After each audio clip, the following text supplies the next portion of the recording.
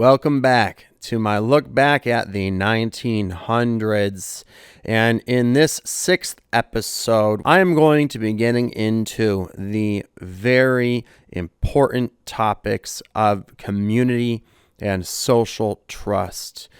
These are two things that are so crucial to the survival and sustenance and success of society, which are lacking today and is a major reason why society is crumbling.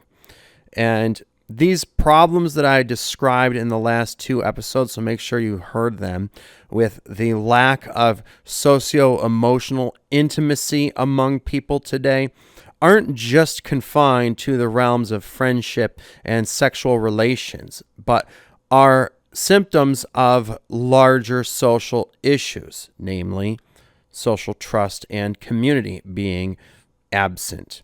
Social trust is at an all-time low. There has never been lower social trust than today. And there's no sense of community anymore, all right? Even among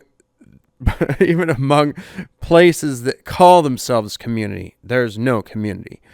And similarly, there's no more polite society, no social niceties, no common decency, no sense of interconnectedness, nothing social, no social values, none of the social things that used to create communities and cultures on top of that. People used to know their neighbors well and speak to them often, just being neighborly. Nowadays, though, people live next to someone for years without ever even meeting them and knowing their name. At least not until they have something to argue about. I remember growing up in the 1900s in a neighborhood where I knew everyone for several houses in each direction and would see and speak to them often and considered many or most of them to be friends.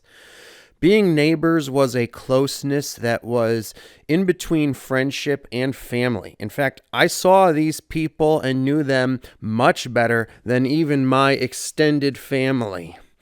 I remember there being only one house that I would walk past on my way to and from the bus stop where I hadn't met the people who lived there, which made it feel kind of creepy.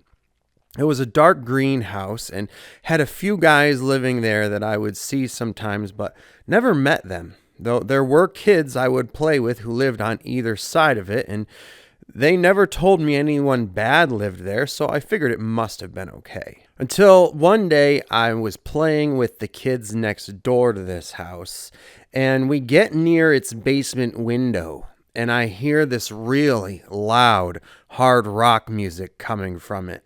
So I get up close to see what it is. As I'm listening, I realize that what I'm hearing is not a recording. Someone is actually making this music live right then and there with a guitar. Astonished, I called the other kids over, saying, "Hey guys, come here, there's someone rocking out down there, listen." They came over, but they weren't that impressed, which first I was surprised by. Like, how could they not understand how cool this is? Then they told me, "Yeah, we hear it all the time. Those guys are in a band." "They're in a rock band?" I exclaimed. "Yeah, they play guitars and stuff all the time," the kids told me. Apparently, they were in the loop on something that I was missing out on, and to me, it felt like a big deal. I wanted in on it. I wanted to get as in on it as I could get. I felt like this is what had been missing my whole life. So I said to them, "I wonder if they'll let us down there to listen. Do you guys ever go down and listen? Do you guys know them? Have you met them? Are they friendly?" They said, "Yeah, they know them. Of course they do. They live right next door, and they're nice enough." So I said, "Well, can we go ring their doorbell and you can introduce me to them and we can ask them if we can listen to them jam. And my friends were like, yeah, you can go ring the doorbell. It's right there. But I didn't want to go alone. So I said, well, I don't know him and you guys do. So can you come with me and introduce me? And luckily they said, sure. So we went and rang the doorbell. And after a little while, in between playing, a guy came upstairs and opened the door. He recognized his next door neighbor kids and in a very friendly manner exclaimed, hey guys, what's up? And they all said hey, and then I took over. I said, I live right down the road and I was up here playing with my friends and I heard you jamming in your basement over there and they told me that you're like in a band and you like play guitar and stuff. And he said, yeah, that's right. I like to rock. You like rock? And I exclaimed, hell yeah. And I was wondering if we could come like listen to you play. And he said excitedly, sure guys, come on in. And he introduced himself to me as Joe, and I stepped in and started down the hall. But then I realized my friends weren't coming. So I turned to look at them and asked, well, aren't you guys coming? And they said, no, we're going to stay outside and play. Confounded, I just said, well, okay, you're going to miss out.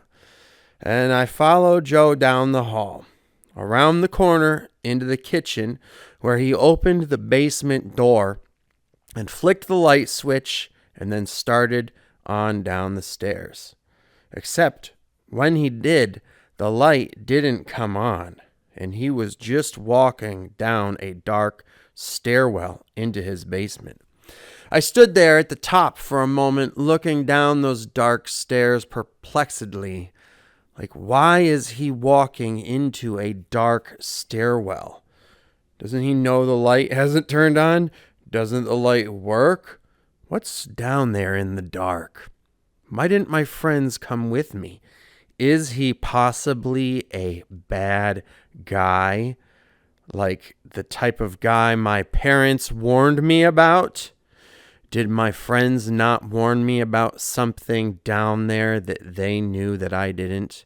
What if I go down there and it's like a dungeon or something? What if he's a kidnapper who kidnaps me and I never come out? What if all the stranger danger my parents taught me about was right and I end up missing because I followed him down there? But then, in the 3 seconds it took me to have all these thoughts, the light came on.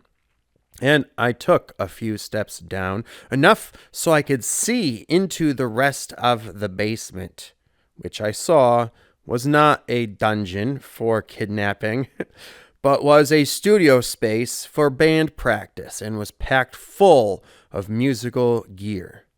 1.5 of the wall space alone was decked out with amps and cabinets and other such things you'd see at a concert. Pfft.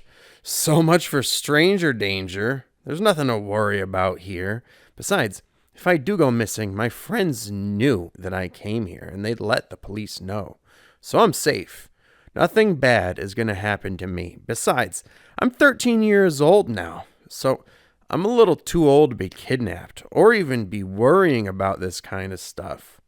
So I sat down on the floor and watched Joe get his guitar hooked up and start shredding out some 80s style speed metal, really showing off.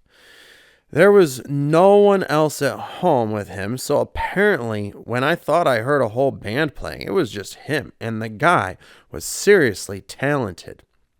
After a minute, I couldn't contain myself anymore. I needed to know if he knew any songs by my favorite bands. Do you know any AC/DC? I blurted out. He immediately stopped what he was playing and started playing Back in Black. When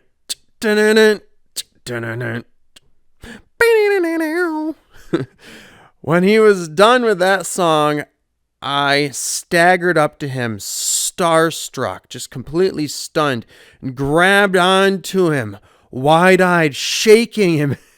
It was just like, that is so cool!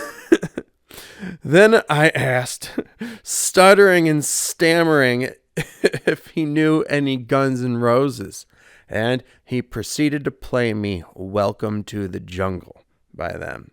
It turned out he knew all the hits, and he played lots of them for me. And I was right. This was what I had been missing in my life.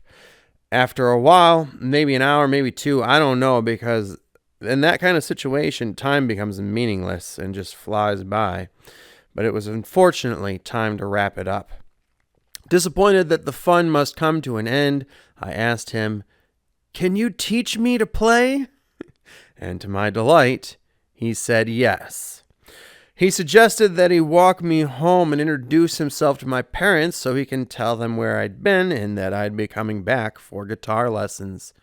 My parents were getting a divorce, so he only met my mom, but she was luckily delighted at the idea of me going to guitar lessons there, probably because Joe was going to be doing it for free. And my mom didn't have any money, and of course neither did I.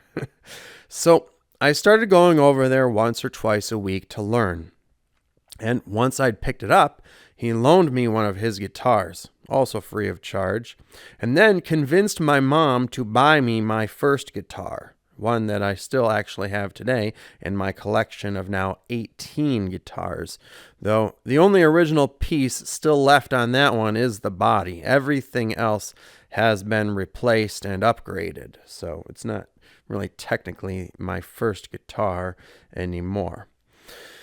Joe was an insanely talented guitarist. Having grown up in the 60s, 70s, and 80s, he was influenced by the pop culture of the time, in which the bands all contained guitar virtuosos. So in order to be a professional musician back then, even on the lowest level, just playing covers, that's pretty much what you had to be. And Joe wasn't even on the lowest level. He even wrote his own very impressive speed metal songs.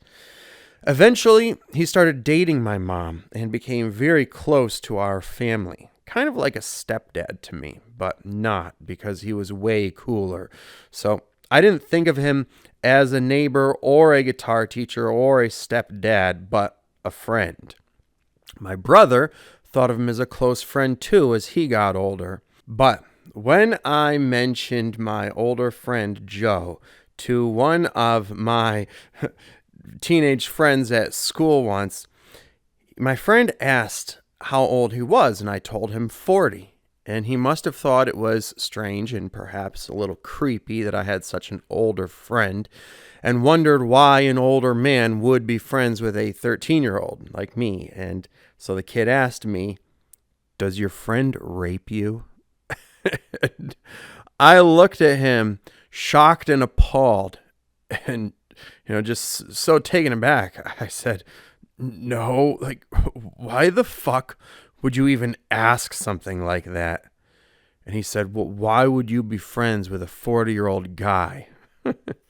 And so I explained, well, he's my neighbor, so I met him when I was playing with kids next door, and he's also in a band, and then became my guitar teacher and has taught me everything I know on guitar. And since then, he's also started dating my mom, but I don't really think of him as all of those things. I mainly think of him as a friend, and I didn't think I was going to have to explain any of this. Damn.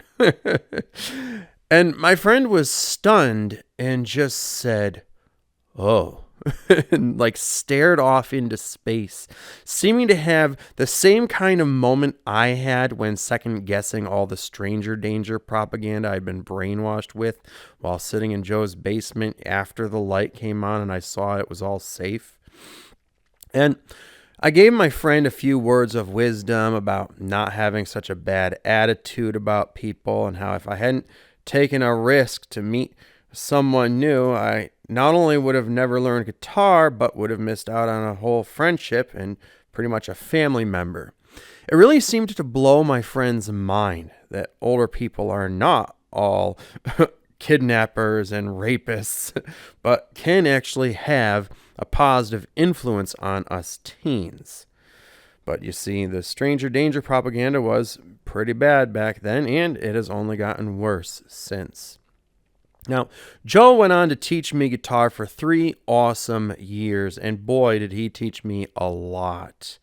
And he helped me out with any adjustments my guitar ever needed. He would always help me restring it and give me any tune-ups or, any work that needed to be done on it, all for free. And he was so good at guitar that anytime I had a cool song that got stuck in my head that I felt like I just had to learn, he'd be able to figure it out by ear, and very quickly too, right? So, it was like something I would be able to start learning that day or within, a day or so of asking him. And in fact, most of the guitarists of the late 90s that I would ask him to teach me songs by, he said, were playing very easy stuff. I mean, by the standards of the 70s and 80s that he was used to. And when I ended up moving out of that suburb, I always kept in touch with him. But I did end up going to a different guitar teacher at a local music shop in my local suburb, and he wasn't even as good and couldn't teach me as much as Joe had. And so fast forward to today, 27 years later, when I'm now 40, the same age that Joe was when he was first teaching me how to play guitar. And I'm now finally trying to become a professional guitarist like he was. I still can't believe how I learned to play such good, even advanced guitar techniques from such a talented player for so long, all for free. And after moving to my current apartment, I was walking the grounds one day when I came upon a teenage boy sitting on a stool playing guitar outside. He was obviously new. It wasn't like he was really bad. I don't want to, say that especially about someone who's new, but, you could tell that he hadn't really learned all that much yet. He wasn't really that good yet. And specifically, his guitar didn't sound great. Like there might have been some work that it needed, at least some tinkering, because it sounded pretty damp and buzzy. So I stopped to ask him what kind of guitar he was playing, and he just said, acoustic. And I said, yeah, I could see that. I mean, what kind? Like what brand? He said, I don't know. It's just acoustic. It was in spite of it being written right there on the headstock. So I just took a look at it, and showed him, this is the kind of guitar it is. And it was a name I wasn't familiar with. It was probably just a cheap piece of crap like we all start with, like you should be starting with. And I thought to myself, well, here's my chance to become a pillar of my community and continue the tradition of passing these teachings down to the next generation. So I offered him some pointers on how he could get his guitar to sound better. I was like, you should tinker with these, nuts and bolts here that seem to be loose, and to stop the string buzz, you do this. But he didn't seem receptive, at all. He just wasn't interested in listening to what I had to say or, taking any advice or techniques I had to give. As he showed me, he already has his cell phone he was using to learn from YouTube videos there. So the neighbor kid didn't want the help of an older neighbor guy, and in fact seemed very standoffish, perhaps like he was worried about stranger danger. And then when the weather was nice, I would take my guitars outside to play, and he would sometimes be out there, but would never come to see what I was playing or being neighborly, even if he was walking by. I talked to him once more after that, but he was still very standoffish and disinterested in any kind of influence from an older guitarist like me. So I never got around to asking him if he wanted any help with his guitar, if it needed any adjustments or upgrades, if he needed any free picks, strings, or other gear like a capo that I have that I'm not using, or if he wanted any lessons or any of that. I haven't been able to become a pillar of the community or become a positive influence on the next generation like I had when I was their age. For once my son grew up and we stopped going outside to play, I was no longer seen as a fellow parent by other fellow parents and kids. The kids used to ask me for help with fixing their bikes and scooters, and they treated me nice then when they needed things from me. But then when COVID hit, the parents taught their kids some next level heavy duty stranger danger. So one day I was getting rid of some kids' books and art supplies, and one of the little girls wanted them. So I gave them to her, and then she asked me to read her a book, which I did. And while I was reading it, she tried to lean against me, and her mom stopped her and said, don't touch people. Then the next time I saw her, she needed help fixing her scooter. So I went and got my toolkit and brought it out and fixed it for her. And then afterwards, she was all like, yay, and she ran up wanting to give me a hug. Now, I thought she was just coming to get the scooters, which I was standing on, so I backed off of it and handed it to her. But her mom, who was paying closer attention, knew what she was really doing and started screaming at her not to hug other people like that. I was extremely taken aback and confused, as I didn't even know that's what she was trying to do. I thought she was just coming to get the scooter. So I asked her if it was, and she nodded yes, and then she started crying, which was just so pitiful and made me so uncomfortable. Like there's this mother being mean to her daughter who's just trying to give me a hug. The daughter's crying now suddenly. And I was trying to do something nice, and I'm in the middle of this extremely awkward and kind of like emotionally painful situation. So, in my severe discomfort and awkwardness, I just like patted her on the head. Like, oh, it's okay, sweetie, without even thinking of it. And then the mom started screaming at me instead.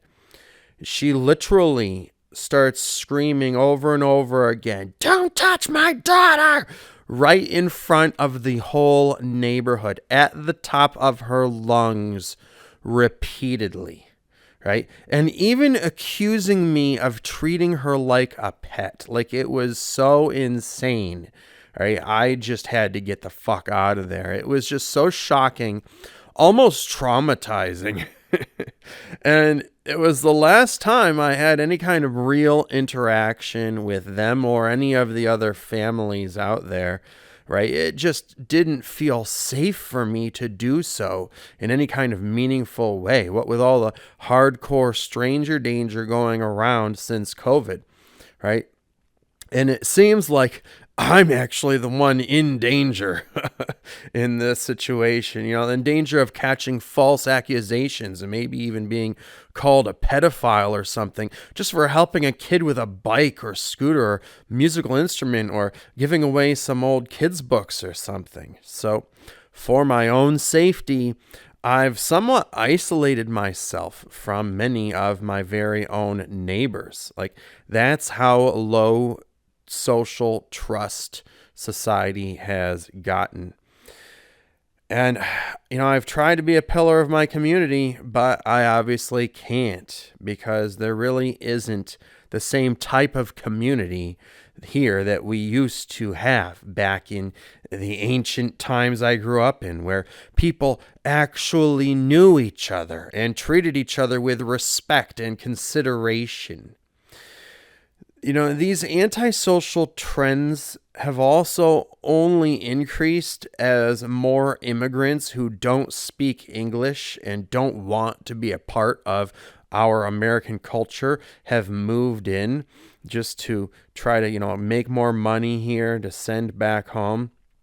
So, after trying to be a member of the community and failing due to the hostile attitudes of some people here, I have become the type of person I never wanted to be. That creepy loner. And it reminds me of when I was young and the family who lived across the street from me in the neighborhood I described earlier, who I knew well because they had kids that I would play with all the time, moved out. And unfortunately, it wasn't another family who moved in. It was an older businessman who kept to himself and didn't make any effort to be a part of the community. So we barely ever saw him and never even actually met him or got to know him in the least. It seemed so strange back then because the rest of us were so neighborly and knew each other so well, but this guy was a complete stranger and stayed that way for all the years he lived there. It was very disconcerting. And if he didn't at the very least smile and wave to us in his comings and goings, we might have thought he was a criminal or even a serial killer or something. Because we neighbors would talk and say to each other how strange it is that this person has been living here for some time and we've never even met him and no one knows who he is or anything about him. Yet, fast forward to today, and this type of situation is actually now the norm. People can live next to someone for years and never meet them or even get to know their name and wouldn't even bother asking them for a tablespoon of sugar before making the drive to the grocery store. Probably wouldn't even knock on their door to give them their mail if it had been misdelivered.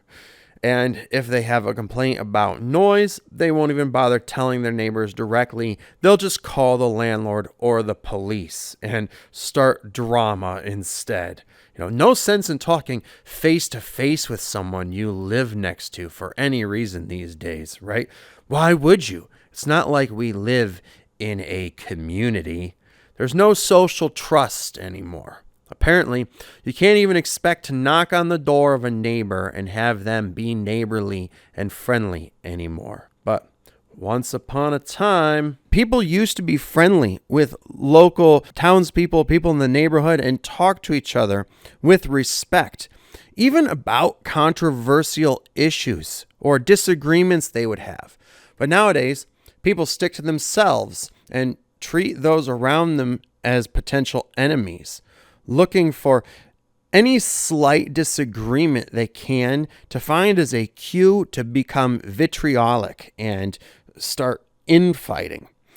None of the social protocols that used to serve as an adhesive to hold us together as communities and a broader culture exist anymore. And it is all due to cell phones and social media. People these days think that social networking means sending random people friend requests and spam messages on social media, and they don't bother trying to connect with anyone in person, even in their local town and neighborhood. And if anyone tries to be friendly with them in their daily life, they are rudely snubbed and treated as an interloper, or worse, a potential threat. And how dare anyone interrupt them from their cell phone addiction? Who does this person think he is? The new generation entering the workforce now is being hired for jobs that require communication that they are unwilling and or unable to do. When cashiers ring up customers these days, they will often just stare at them blankly instead of saying the customer service lines we used to hear, such as, "Hi, how are you today? Did you find everything okay?" Much less making polite chit-chat or trying to be professionally helpful in any way.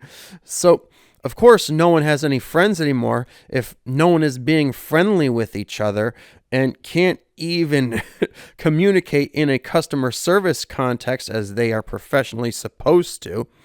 Of course, everyone is isolated and lonely if they refuse to connect with anyone except through a screen.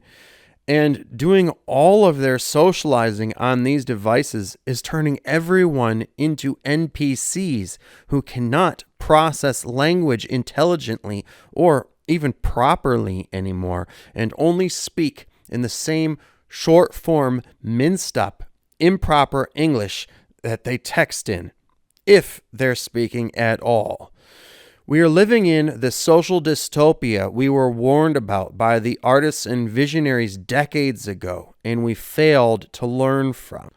But as soon as people stop using their cell phones to socialize via text messages and social media, and stop dating via apps, and start doing things the old-fashioned way, and become connected and build a sense of community again, these problems will be solved.